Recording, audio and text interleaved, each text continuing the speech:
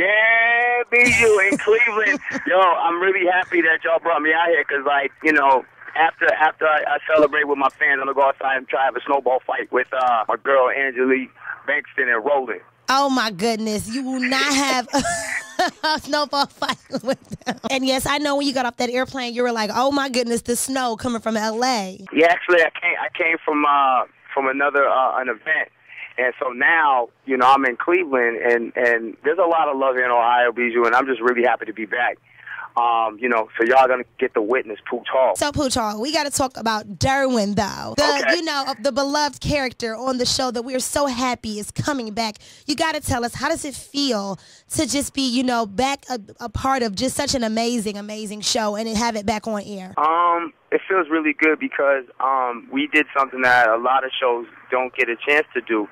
And we got canceled and we got brought back to life, you know, by the fans' love and support, you know, of the show. And so, you know, I definitely have to give a major shout-out to, you know, Tia Mowry, Jose Sanchez, Wendy Raquel Robinson, Brittany Daniel, and Kobe Bell for doing such a great job for the people to kind of watch the show and be entertained. Where it's like now the show was gone at one time. The people were like, hold up, that was my show, that was my thing. So people kind of rallied. And so when I think the networks and the people in Hollywood got wind of it, you know, they was like, okay, we have to listen to I think it was one of the rare occasions where I think Hollywood listened to the people.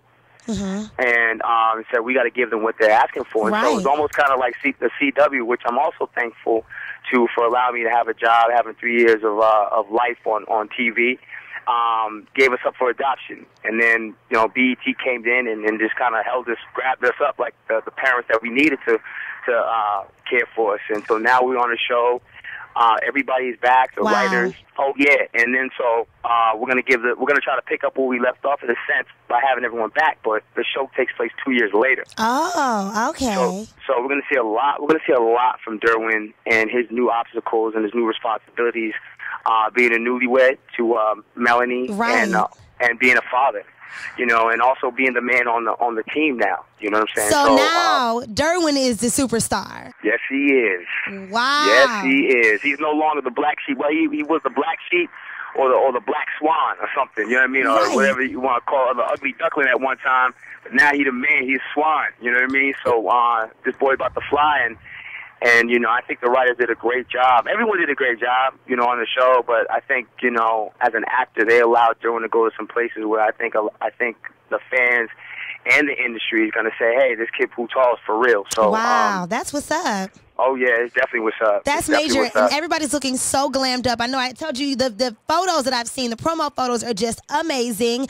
I mean, they've got Melanie looking like a straight diva now. You remember she started, you know, she looked kind of not humbly, but they had her like looking, you know, sweet and, you know, the little med school student. Is it now that, is she kind of her character evolving because she's now married to the superstar? I would have to say so. I mean, they kind of have, I think a lot of times they compared Melanie and Derwin to David and Victoria Beckham, and that's kind of like the new hats that we're wearing now, being this new superstar couple. You know, Jason Pitts and Kelly had got divorced in earlier seasons, so they're trying to work their stuff out. Right. But right now, the main focus is Melanie and Derwin. And so, you know, Derwin, you know, being that kind of that diamond in the rough, got his shine. Well, Jason and, you know, Kelly got divorced.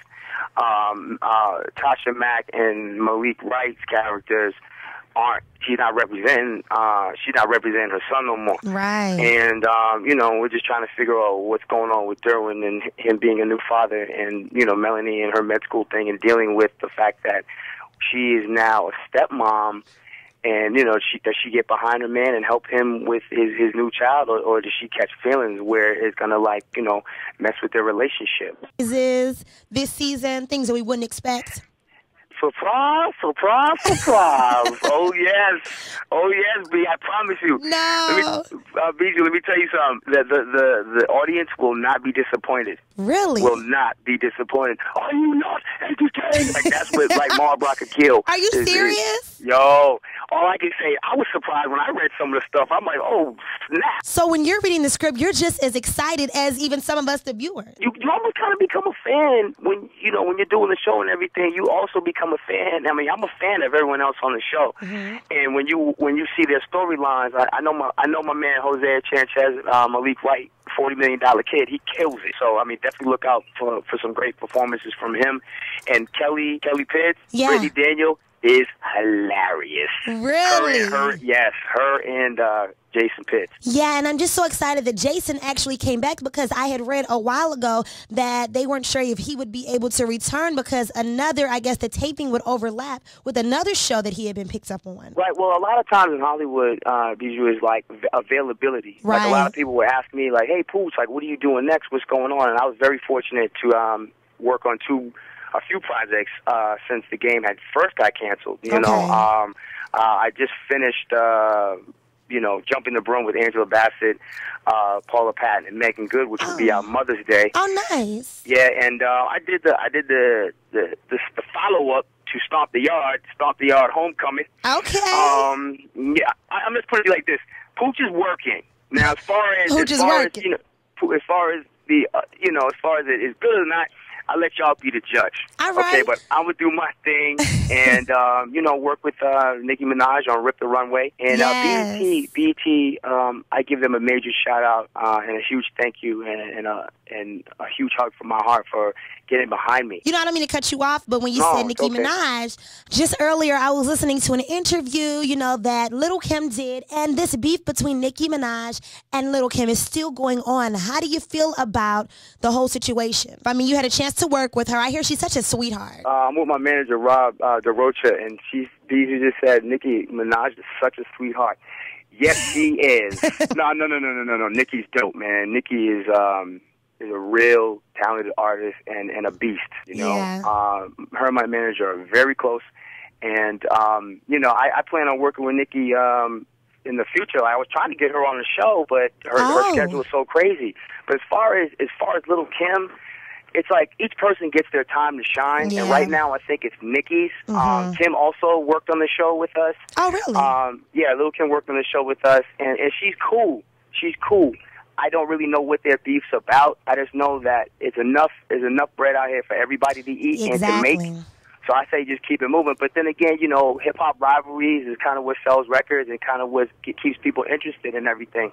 But as far as I'm concerned, I think they're both talented and both sweethearts, and I love them both, and I want to work with them again. I want to work with them again. For sure. That's what's up. Thank you so much. Yo, and thank y'all, Cleveland, because January 11th, 2011, the game will be back in full effect, and then following that and Mother's Day, check out Jumping the Broom with myself, Megan Good, Paula Patton, and Miss Angela Bassett. That's what it is.